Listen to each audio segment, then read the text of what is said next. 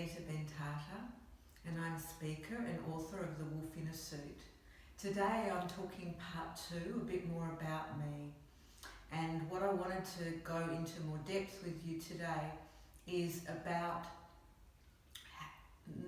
I spoke in the part 1 about how I got caught, and now I want to talk about what helped me to wake up. And there were 3 things that were significant in helping me to wake up. The first thing is my children.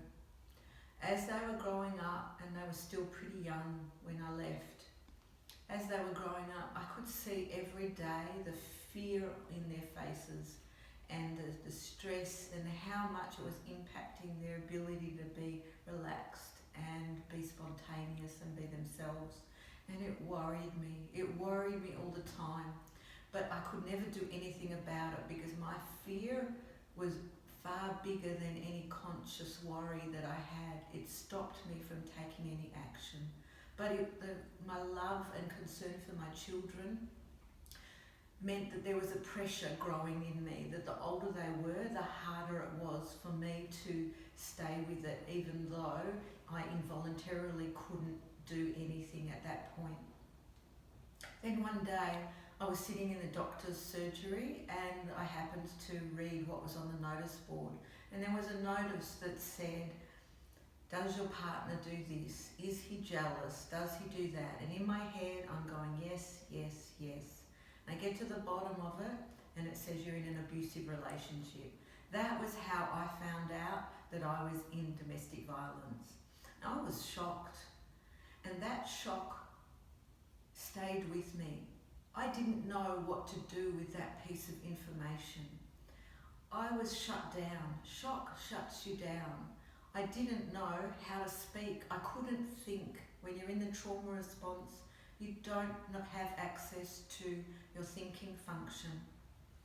So I went back home to the wolf and my 2 daughters, and I'm back in emergency mode, trying to make sure that they're safe and trying to do what I thought I needed to do, because I thought if I did the right thing, he wouldn't get mad and be abusive.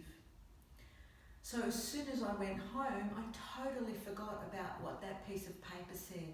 And it was only when years later I was writing my book that I realised and remembered about that moment.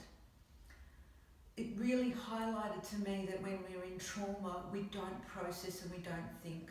I was in emergency mode every day to put out the spot fires, to just get through the day. That's all I could focus on. What helped me to leave, and I unpack this a lot more in my book, what helped me to leave was he had to go to hospital. And while he was in hospital, I had the space, and my system of its own accord started to get out of the stress response. And I remember walking to give my girls their dinner one night and feeling this joy and spaciousness and suddenly this clarity. I was out of a fog and I could say to myself, this is what life is meant to be like. I had no way of being able to think about it when I was in emergency survival mode. And so I had the clarity to be able to know what I was in wasn't okay. Even though I'd always known it wasn't okay, I couldn't make any conclusions about it when I was under stress. When he came back from hospital, I said, I can't go on like this. And so he suggested we go to couples counselling. In the first session, she made an excuse, the counsellor, for him to leave the room. And she told me, get out now. It won't get better, it will only get worse. She could recognise that he was in total denial and minimising and excusing everything that I felt safe to tell her. And it was thanks to her, thanks to one person that could help give me the practical steps about what I needed to do, that helped me to get out.